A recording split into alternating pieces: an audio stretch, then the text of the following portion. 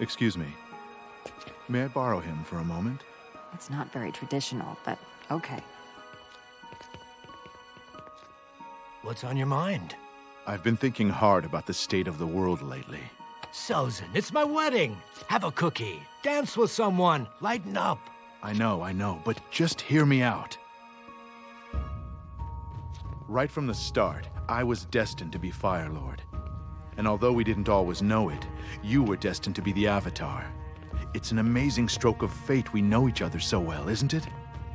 Together we could do anything. Yeah, we could. Our nation is enjoying an unprecedented time of peace and wealth. Our people are happy, and we're so fortunate in so many ways. Where are you going with this? I've been thinking. We should share this prosperity with the rest of the world.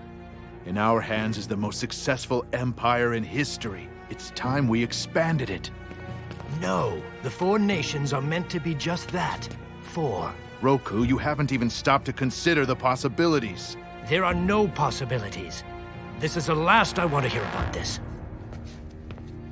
That was my first real test as the Avatar. Unfortunately, it was many years before I learned that Sozin had gone ahead with his plan, despite my warning.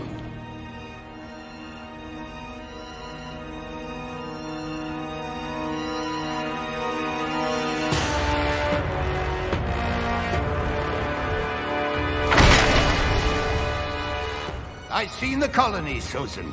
How dare you occupy Earth Kingdom territory? How dare you, a citizen of the Fire Nation, address your Fire Lord this way? Your loyalty is to our nation first. Anything less makes you a traitor. Don't do this, Sozin. Don't challenge me.